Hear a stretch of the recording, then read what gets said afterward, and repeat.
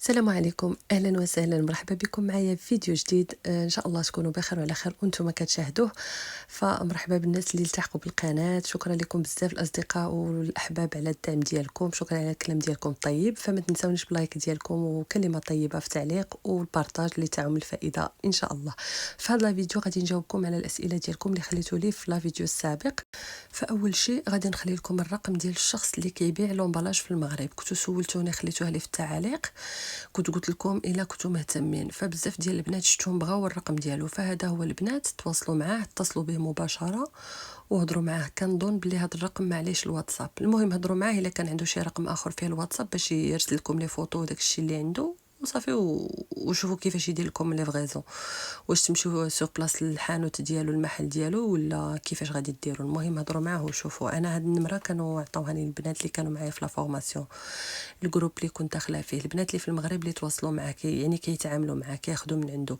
صراحه البنات اللي قالوا لي كيفاش ناخذوا لومبالاج من هنا من اوروبا، انا كناخذ تقريبا شي مرات اونلاين، شي مره كنمشي للمحل اللي كنت شاركته معكم هذه عامين ولا 3 سنين. واحد المحل كاين هنا في بلجيكا، فمحل بلجيكي كنت قلتها لكم وعاود قلتها لكم في بزاف تاع لي فيديو.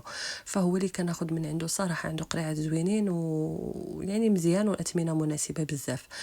وشي مرات كناخذ اونلاين، بعد المره كنلقى قريعات زوينين في الي اكسبريس ولا امازون، فكناخذهم، ولا شي ان، ولا راه دابا موجودين.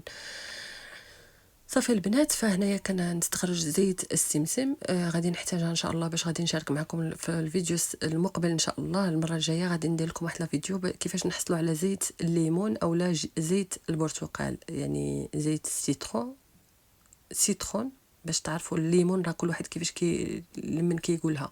المهم الليمون هذاك الصفر اللي اللون ديالو صفر ياك، والبرتقال. كيفاش غادي نحصلوا على الزيت ديالهم في المره يعني الجايه ان شاء الله غادي نشارك معكم في الفيديو. خصني نخدمها لواحد الاخت. فهنايا اولا كنستخرج زيت السمسم باش ترتاح وتصفى مزيان، عاد غادي نقدر نخدم بها، راه ماشي مباشره، من بعد 3 ايام اولا 4 ايام. صافي البنات، وفي نفس الوقت قلت نصور لا فيديو باش نهضر معاكم شويه، باش نجاوبكم على الاسئله ديالكم. فانا تقريبا درت واحد 200 غرام ولا 250 غرام ديال السمسم. تبارك الله غادي تخرج لي واحد الكميه مناسبه، يعني لا باس بها من الزيت. وصافي دابا البنات غادي ندوزو كيفاش نجاوبكم يعني الاسئله ديالكم، وكيفاش البنات اللي مهتمين بهذا المشروع بغاو يبداوه متخوفين ويعني كاين اللي ما عندوش راس مال، وكاين اللي بغى يبداوه متخوف، كاين اللي ما عندوش محل. والمهم غادي نهضروا كاع على هذا الشيء ان شاء الله. فاول سؤال كنتو خليتوه لي غادي نبداو.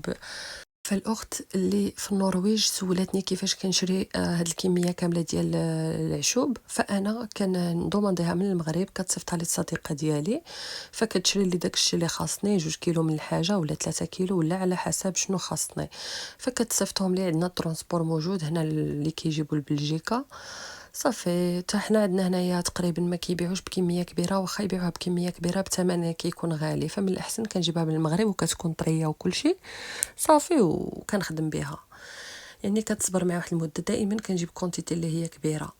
فبالنسبه للنرويج، انا سولت الترونسبور هنا اللي كيصيفطوا لي معاه من المغرب ولا اللي كنصيفط معاه انا من بلجيكا للمغرب. فقلت له كيفاش، واش كاين شي طريقه باش نوصلوا السلعه للنرويج؟ زعما قلت الا شي حاجه نجيبها انا من المغرب يصيفطوها لي لهنا لعندي وانا نعاود نصيفطها لك. ولكن قال لي لا، قال لي ما يمكنش، هو بعدا ما عندهمش شي طريق للنرويج. فاستسمح اختي وتقدري تسولي من المغرب الا كان شي طريقه اخرى. وإلا بغيتي يعني كنتي مهتمه اكثر فنقدر نسول لك في لابوست كيفاش وشحال اللي يكون هذاك الشيء كامل، يعني الاثمنه شحال غادي تكون من الكيلو، يعني بالكيلو من عندنا من بلجيكا للنرويج. فنقدر الا كنتي مهتمه اكثر نقدر نسولك في لابوست. انا ما عندي حتى مشكل، وفي سبيل الله يعني ما غاديش نربح معاك ولا شي حاجه، يعني غادي نشري لك داكشي يجيبوه لي من المغرب لهنا لعندي لبلجيك ونعاود نصيفطو لك. الا كنتي مهتمه وكنتي خدامه يعني في هذا الشيء، خصك كونتيتي اللي كبيره، ما كاين حتى مشكل. بالفرح اختي وفي سبيل الله، يعني بدون مقابل. اخت اللي قالت لي محتاجين فيديوهات اكثر على هذا المشروع، ان شاء الله غادي نشارك معكم كل شيء في المستقبل. كل مره نبارطاجي معكم شي حاجه اللي جديده وشي حاجه اللي يعني انا تعلمتها وفي نفس الوقت جربتها، لان انا قريت على هذا الدومين وقرينا على وصفات كتار بزاف ديال الوصفات، ماشي قلالين هما، راه عدد كبير. صراحه انا كنت درت جوج ديال لي فورماسيون على هذا الدومين لان كنبغيه بزاف. صراحه انا عزيز عليا هذا الدومين ديال العشوب، شي حاجه اللي بلديه، شي حاجه ديالنا ديال المغرب، انا كنموت عليها كما كانت كنبغيها سبحان الله. وقريت على درت جوج ديال لي فورماسيون، ان شاء الله غادي نشارك معكم بعض يعني وصفات اللي ساهلين بساط وطرق يعني بسيطه وسهله وعندهم نتيجه اللي مزيانه يعني تستافدوا بها. ف الاخت اللي قالت لك ديري لنا الزيت اللي ندهنوا بها الجسم اللي يكبل المناطق الانثويه، ان شاء الله يا اختي في المستقبل غادي ان شاء الله غادي نحاول ان شاء الله اختي. كاين وصفات لي زوينين. فالاخت اللي قالت لي ديري لنا زيت السمسم، فهو هذا هو الاول اللي كنت شاركته معكم كما كتشوفي دابا في القريعه، راه هو هذا اختي زيت السمسم. دابا غادي نخليه باش يرتاح مزيان، عاد غادي نقدر نخدم به حتى يتصفى مزيان، هذاك التخا ديالو كله كيهود لتحت، عاد ان شاء الله نقدروا نخدموا به. وان شاء الله نشارك معكم فيديوهات اخرى ديال السمسم وديال بزاف ديال الزيوت. فهنا زيت البصل كما زرعت البصل كما كتشوفوا في لا فيديو، غادي ان شاء الله غادي نستخرج منها الزيت وغادي تشوفوا معايا في نفس الوقت. نتوما كتفرجوا وانتوما كتسمعوا الاجوبه كنجاوبكم كل واحد على حساب السؤال اللي خلالي. فالاخت اللي بغات الرقم ديال السيد اللي على لومبالاج فانا خليته لك اختي. وشكرا لكم على الكلام ديالكم الزوين. تعليق هذا التعليق كنقراها دابا وكنجاوبكم في نفس الوقت. شكرا على البنات اللي كيدعموني، الله يحفظكم، شكرا لكم بزاف. نعطيكم ان شاء الله معلومات اكثر على المشروع واخا اختي.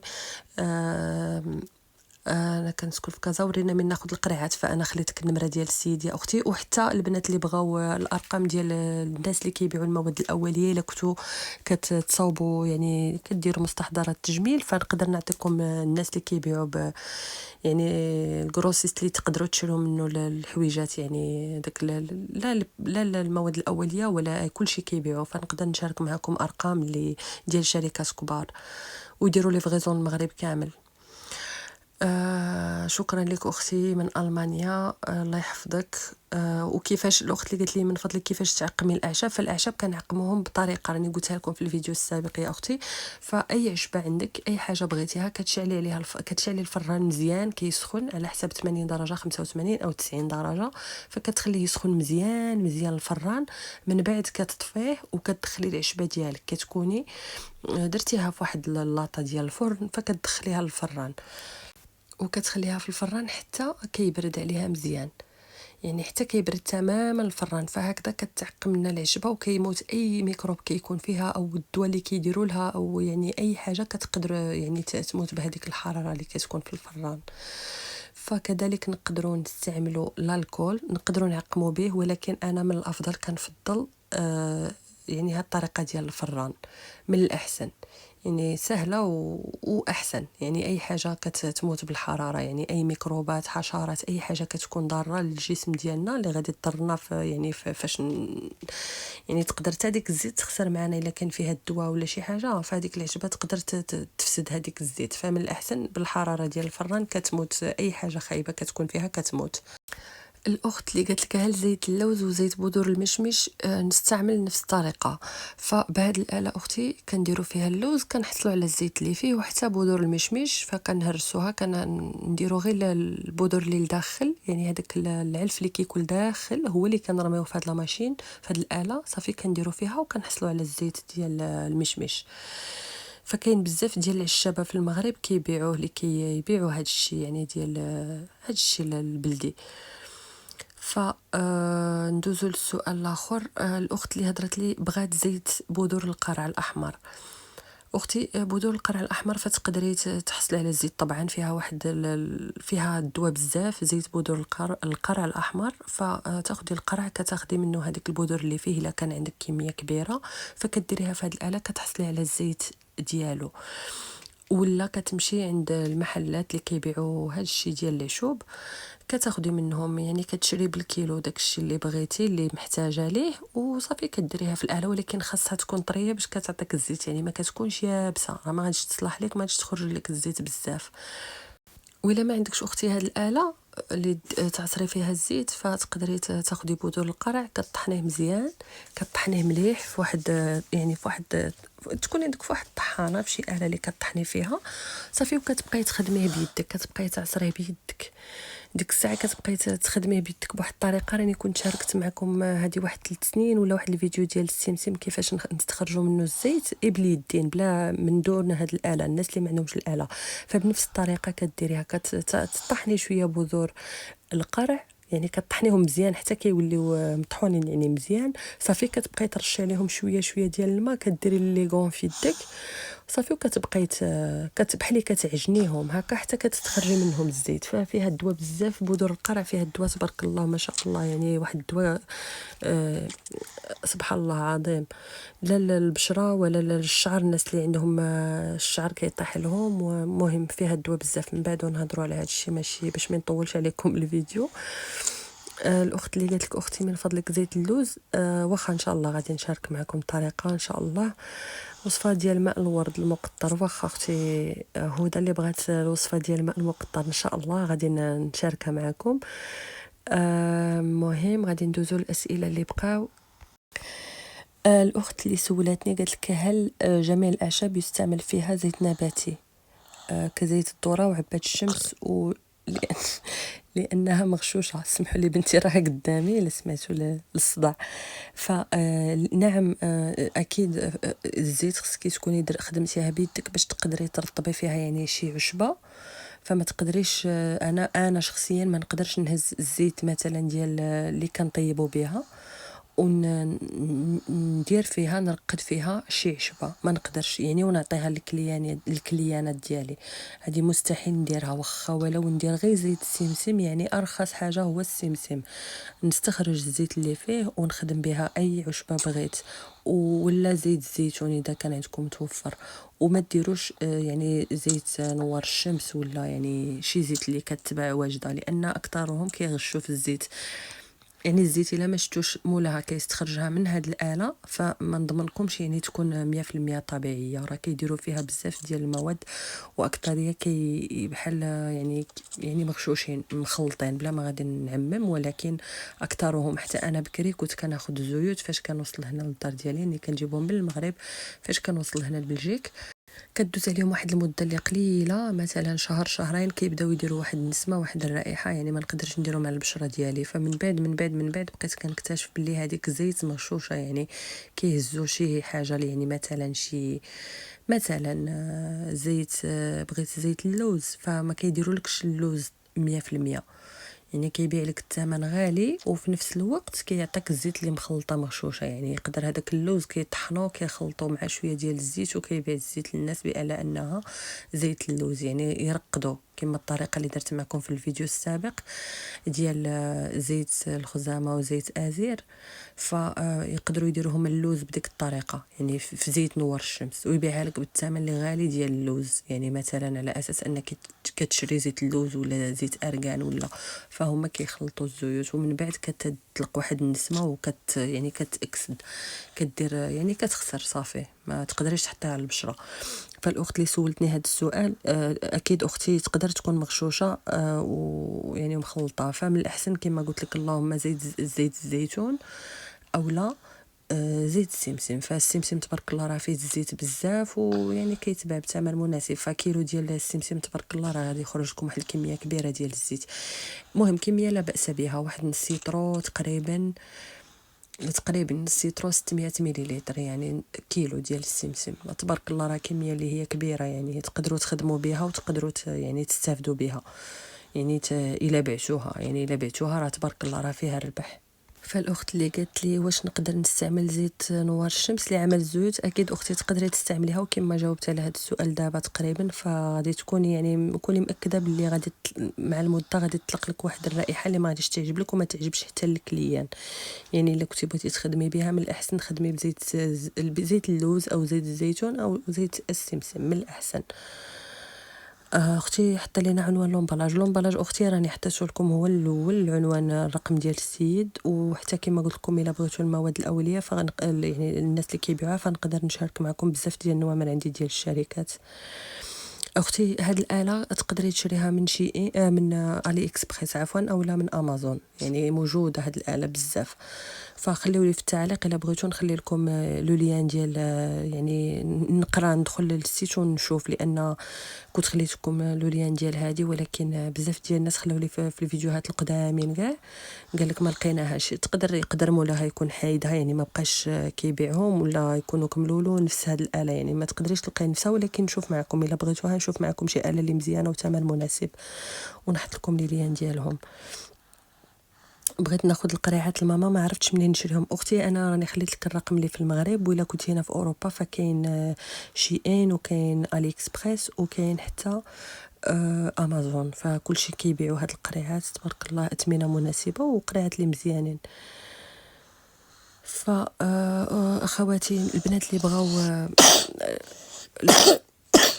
الاخت بنتي راه حدايا وحتى في الفيديو راه كتخدم معايا، هي اللي راه كتخدش بيديها. الا شفتوا وليدي صغارين فهي اللي راه كتلعب معايا ما بغاتش تخليني ترونكيل. كنقول لها راه يعني ما تحاديش، راه ماشي مزيان وكلشي، ما تلعبيش هكذا. كتقول لك لا نعاونك، ايوا خليتها تعاوني وعرفتوا راه من الصباح دابا راه 12 ديال الليل كندير يعني كندير المونتاج لهذا الفيديو من الصباح، وانا كنقول غير دابا، ولكن ما وصلتش مع بناتي تبارك الله كيديروا معايا الصداع بزاف، كيخدموا معايا بغاو يعاونوني. فالاخت اللي قالت لي اختي تبقاي ديري لنا بحال هاد الفيديوهات، بغيت نخدم ونصرف على ولدي ما عرفتش كيفاش نبدا ولا منين، عندي 5 اطفال. اختي الله يسهل عليك والله يعاونك، غير بداي المشروع راه مشروع سهل. فالمهم جاوبت تقريبا على جميع الاسئله.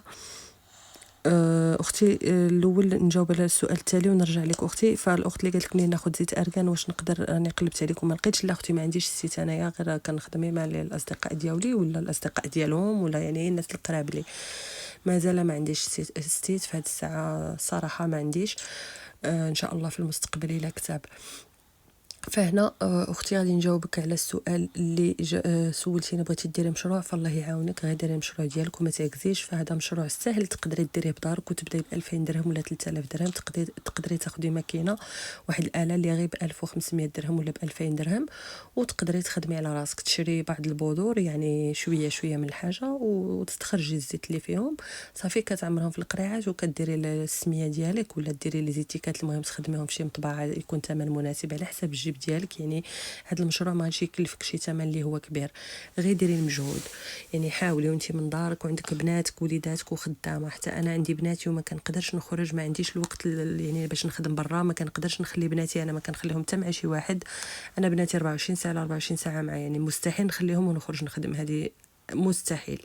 يعني حاليا كنقول يعني في المستقبل الا كبروا ان شاء الله وكانت يعني الامور مزيانه فديك الساعه ماشي مشكل، نقدر ندير سويعات نخدم يعني على برا. ولكن حاليا انا جالسه في الدار، فعلاش لا نخدم على راسي ونعاون راسي وندير مصروفي في جيبي. يعني انا ما تعلمتش الجلاس، دائما خصني مصروفي يكون عندي. يعني دائما انا خدامه وما كنقولش عيب حتى حاجه، ما عيب. العيب هو انك تجلسي وما ديري والو.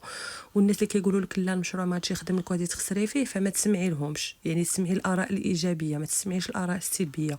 اللي قال لك شي حاجه قول له خليها عندك، يعني بداي على خدمي على راسك وتوكلي على الله، وربي ما كيضيع حتى شي واحد. وشتي اي حاجه كتفقدي فيها الامل فهذيك هي اللي كتكون مزيانه وغادي تنجحي فيها ان شاء الله. فهنا كملنا عصر الزيوت كما كتشوفوا تقريبا 200 ولا 250 غرام ديال السمسم، فحصلنا على تقريبا 200 ملي، تقريبا 180 200 ملي ديال زيت السمسم. وزيت بودور البصل ما فيهاش بزاف ديال الزيت، فهنا طحنت تقريبا كيلو. ها نتوما شحال خرج لي، لان بذور البصل ما فيهاش بزاف ديال الزيت. كما شفتوا راه تقريبا خرج لي واحد 200 مليلتر ديال الزيت، راه ماشي بزاف، تقريبا شي كيلو ديال زرعه البصل اللي درت اللي عصرت، فما فيهاش بزاف ديال الزيت. ومازال غادي نصفيها تتصفى مزيان واحد المده ديال 3 ايام حتى ل 4 ايام، عاد غادي نعمرها في القريعات وعاد نعطيها للكليانه. يعني ما غاديش نعطيها لها وهي في هذه الحاله كما كتشوفوها دابا، لانها راه مخلطه بدك تخلي فيها. واكثر الناس ما كيبغيوش، يعني كيبغيو الزيت صافيه، ومن الاحسن كتبيعها صافيه يعني بدون غش، يعني 100% يعني غير الزيت صافي البنات، وصلنا للنهايه ديال لا فيديو. كان هو هذا، وان شاء الله الا عندكم شي سؤال خليوه لي في التعاليق وغادي نجاوبكم في الفيديوهات المقبله. اي حاجه كانت عندكم فخليوها لي، ان شاء الله يكون غير الخير والله يوفق الجميع. واللي بغى يبدا هذا المشروع فتوكلوا على الله وما ترجعوش للور، فتا حاجه ما صعيبه، غير يقولوا بسم الله توكلوا على ربي ويكون عندكم يعني الزعيمه يعني تزعموا، كونوا تزعموا البنات، ما ترجعوش للور وما تسمعوش كما قلت لكم الاراء السلبيه، كونوا دائما ايجابيين، فان شاء الله غادي تلقاو الخير. كونوا اكيدين ربي ما كيضيع حتى شي واحد، واي حاجه بديتوها يعني بنيه صافيه وخدمتوا بقلبكم وما تغشوش، فربي غادي يسخر لكم اكيد. كونوا يعني اكيدين، غير شويه ديال الصبر وربي غادي يسخر مع الوقت ان شاء الله تلقاو الخير. الله يسهل على الجميع، وبسلامه ان شاء الله نتلاقاو في فيديو جديد. شكرا لكم.